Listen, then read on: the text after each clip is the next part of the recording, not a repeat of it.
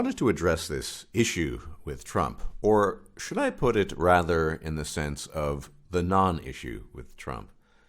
All over the place, on the internet and the newspapers, we see, I would argue, a new type of sensationalism and a demonization of a guy who hasn't even been in office for a month. In fact, he hasn't even been in office for 3 weeks. And yet, all we hear about is the demon Trump, the devil Trump. Most prominent of these things, of course, was the so-called Muslim ban. People didn't look at the fine print, and they kept on calling it a Muslim ban, when in fact it was simply a ban or blockade on people entering from countries that on Obama's terrorist list, the terrorist list that Obama created. And people ignore that. There hasn't been a single president in recent memory, to my mind, that, if I think about it, really conjures up the animosity, venom, and vitriol that I've seen directed at President Trump. Now, I'm not a huge fan of Trump. I supported him versus Clinton, but I don't think he's perfect, and I think he's a blowhard, and he's got faults. But what I think is interesting about the Trump presidency thus far is that it stands in marked contrast to the way Obama was presented. Trump is a demon. Obama wasn't just a good president, allegedly, or even a hero. He was a demigod. I mean, when Obama got elected, he had this slogan, hope for America, hope and change, or whatever. People thought he was going to accomplish great things, and they weren't particularly critical of him. The exact opposite is, of course, true of President Trump. He cannot do anything. He can't scratch his nose without being criticized for it. And I think both means of evaluating the presidency thus far are pretty faulty. I mean, it was wrong to deify former President Obama. He was just another president. And I'm arguing here that Trump, whatever his flaws might be, is also just another president. The moment we're living in history is a strange one because of mass media, the fault lines have become so polarized that it's difficult to have an honest conversation about really anything and to remain somewhat neutral. Many of you commented on my recent discussion with Alexander Migtow and described as fair and balanced, and I think, regarding Russia, of course, and I think that's something that we strove to do. It's difficult to get a reasonable assessment. You might get a certain perspective or point of view from a so-called patriot and another vis-a-vis Gary Kasparov and his views on Russia regarding, say, Russia, just as an example. But I think we really need to hold our breath and wait and see, or maybe not even hold our breath, but wait and see with regards to Trump.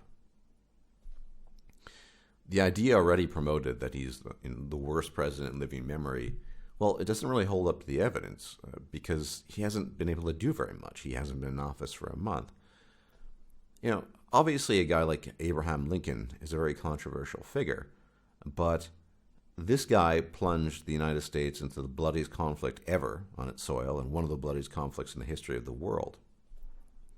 Now, of course, people are critical of that, but I think you could look back in history and say, well, the slave-driven agricultural South would not have survived economically compared to the industrial North, which is to say, he would have saved many lives if he had not initiated a civil war, if he had just said, well, we'll just let them secede and do what they want.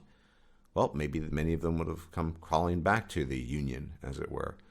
The point I'm trying to make here is that there are presidents who have done far, far worse. I mean, Andrew Jackson, hit or miss, right? He shut down the central bank in the early stages when they were trying to create a central bank. But he also was quite the misery for various Indian tribes, particularly in the state of Georgia. I mean, Trail of Tears might ring a bell for a bunch of people. And depending on your perspective, that was a horrible thing or okay thing or whatever. specifically with regards to the Cherokees in the state of Georgia. So we have this guy in office who hasn't been able to do very much, and he is demonized like the plague. And once again, when we look back on the record of Barack Obama, the thing most people highlight is the fact that he was black, or he is black. He is the first black president. That is his great accomplishment. I'm not even kidding. I've heard people read discussions in forums. They think, well, he was the first black president. That's good enough. Was he the worst president in history? Almost certainly not. Did he do a lot of good? Almost certainly not. He was just another president. And I think most presidents we've had in recent years, even recent decades, have been pretty much just meh. They've all been sort of meh, nothing special. Yes, they've started some minor wars and conflicts, got us bogged down in some more interventionist warfare, but I mean, nothing earth-shattering really happened under their regimes. I suppose you could argue that under the Bush regime, things, because of 9/11, things changed forever. But that wasn't something that he orchestrated. Sorry, 9/11 truthers, whatever. But he was responding to it. He responded to it in a certain way. So it's just so bizarre and puzzling to me how you can have this, not just a dichotomy, but this sort of almost multifaceted, I would call personality defect in people, where they're perfectly reasonable and rational when it comes to X. When the subject gets onto Y, say President Trump, they just lose it. And he's the worst thing since sliced bread. Yes, pun intended. I mean, give the guy a fucking week or two more, or maybe a month or two more before you evaluate anything he's doing. And as far as the so-called Muslim ban is concerned, well, this is Obama's terrorist country list. Why not put a blockade on or be circumspect with regards to people entering the country from those countries? You know? He's not doing it for Japanese people. He's not doing it for South Koreans. There's a reason why he's doing that. So I just don't think we're going to be able to see past the fog of disclarity here, because the mainstream media is going at it like nobody's business. And I don't think it's possible that Trump can or will get a fair shake.